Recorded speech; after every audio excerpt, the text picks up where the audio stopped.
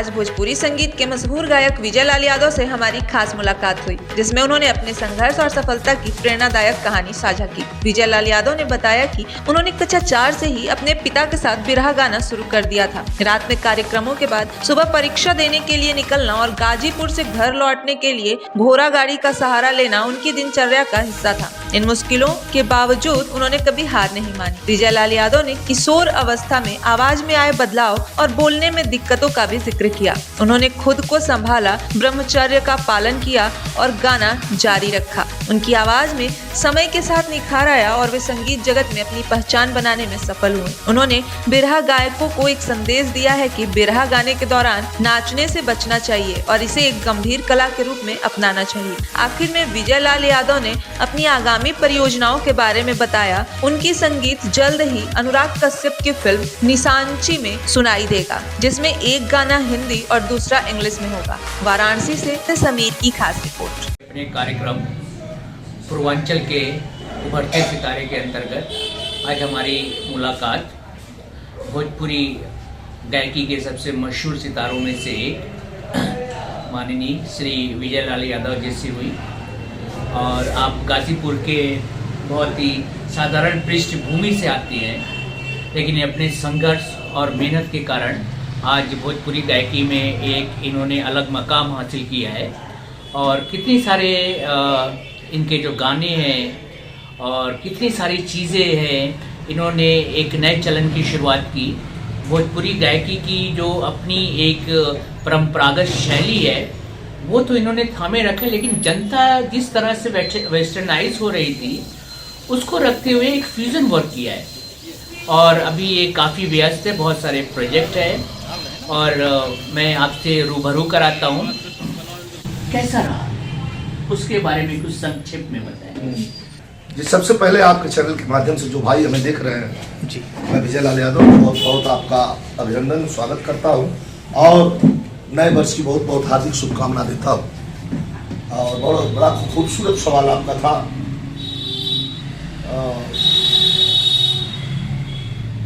मुझे लगता है कि कक्षा 4 में पढ़ रहा था तो मेरे पिताजी सर्विस करते थे कलकत्ता में, वही हमारा जन्म हुआ।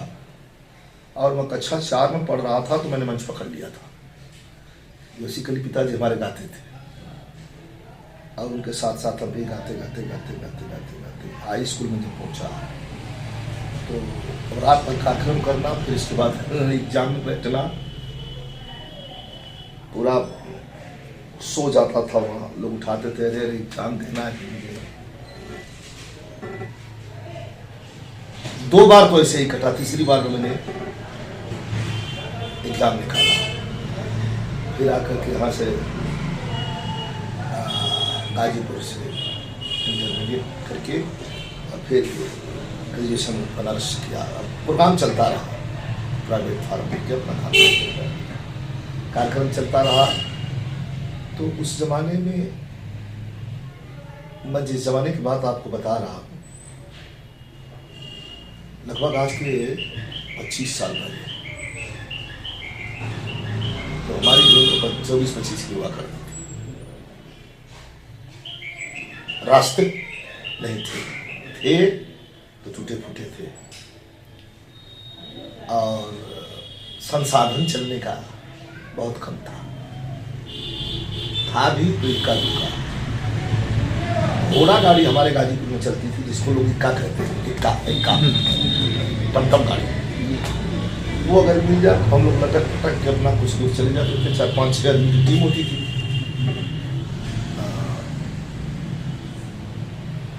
हम लोग सोचते थे कि साइकिल भी अगर होती हम सबके पास,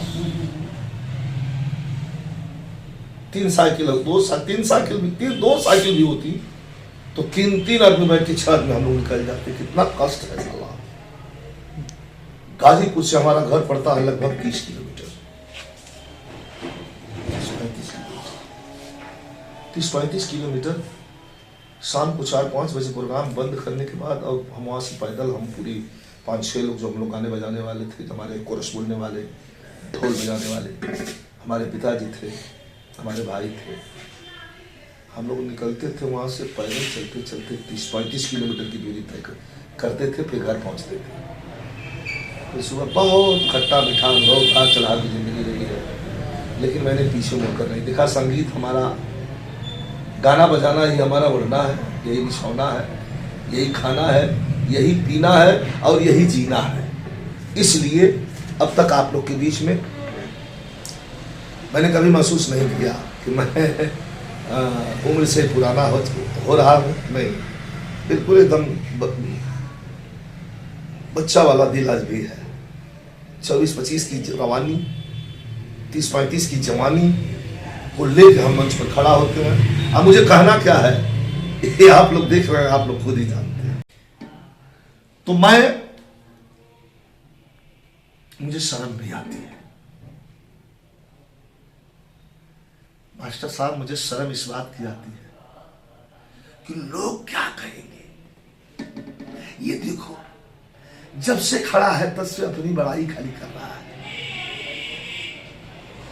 और मंच पर खड़ा होकर के जो अपनी बड़ाई करता है तो कहीं न कहीं उसके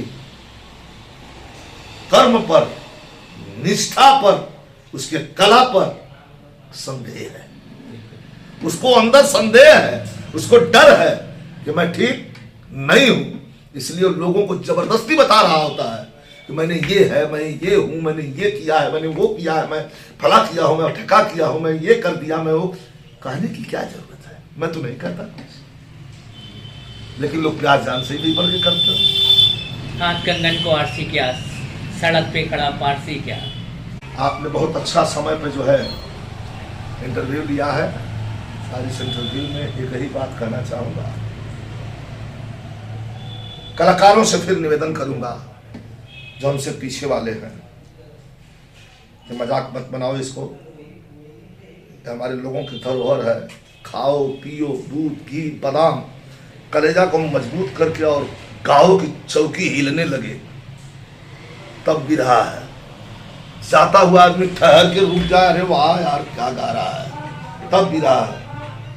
नौटंकी, नाटक, डांस, ये सब अरे थोड़ा बड़ा चटनी चलता है।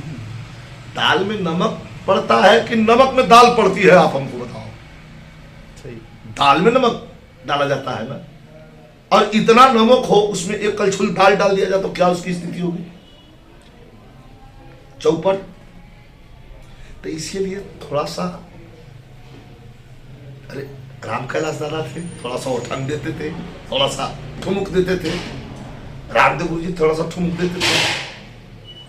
हम भी कभी कभी मंच पे थोड़ा सा अपना एक्शन के रूप में ठुमुक देते हैं, वो अलग चीज है। और आप कोई गीत गा के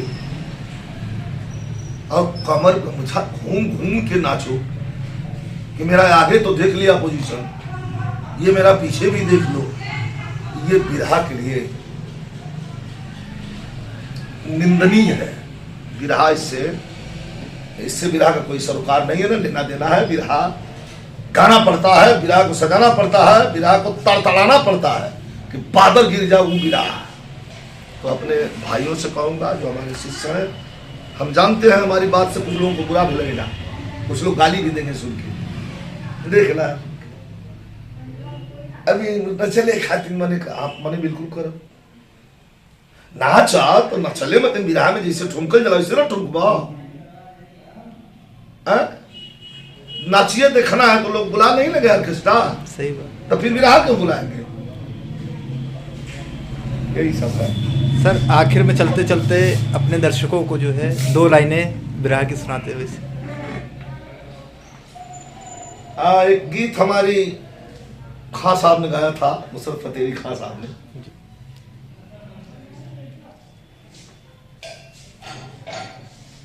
मोहब्बत की राहों में आके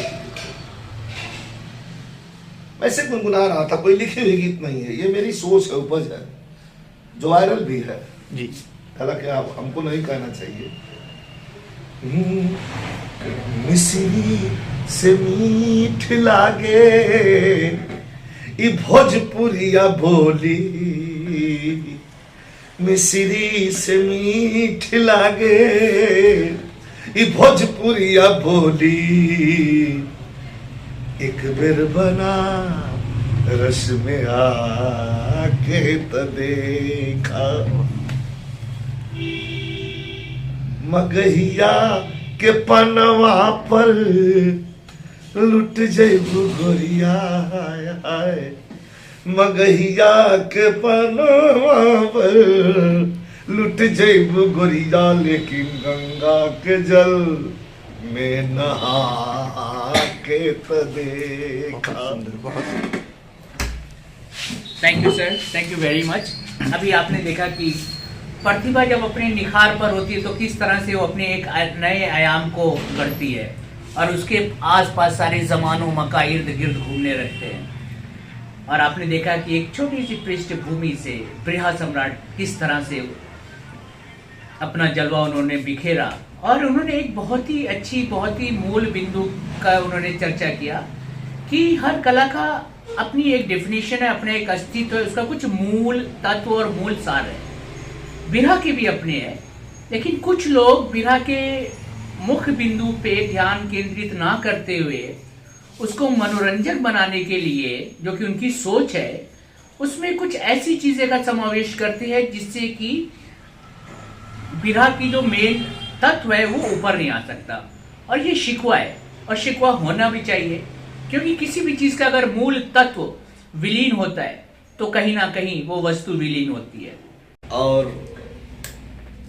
खट्टा मीठा अनुभव बिरहा समाज के लिए। मैं तो 20 लाख का हीरो हो गया था उसी समय जब गया था। भैया के ससुराली में हमारी फिल्म बनी थी। 20 लाख रुपए में हमारी लगभग 15-20 लाख में मैं काम कर रहा था फिल्मों में, लेकिन बिरहा की दुर्दशा को देखा तो फिर लौट आया। मैंने कहा कि जहाज के पीछे वाली सीट पर बैठने से बेहतर है कि क्यों न अपनी फॉर्च्यूनर की आगे वाली सीट पर बैठूं। तो फिर मैंने उठा लिया बिरहा, और बिरहा में कलाकार जो हैं सब बच्चे हैं, निकले हैं, गा रहे हैं, बजा रहे हैं।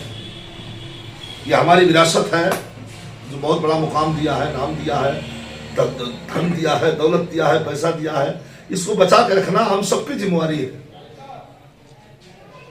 कोई जरूरी नहीं है बिरहा खाली यादव गाता है, जी नहीं। बिरहा पिछड़ा दलित अल्पसंख्यक आदिवासी भी गाता है। बिरहा अभी बिरहा का बहुत बड़े कलाकार थे। पूर्वांचल की सुगंध है बिरहा तो। सुगंध है। और इलाहाबाद में आपको बता दें, हम जनाब हैदर अली जुगनू,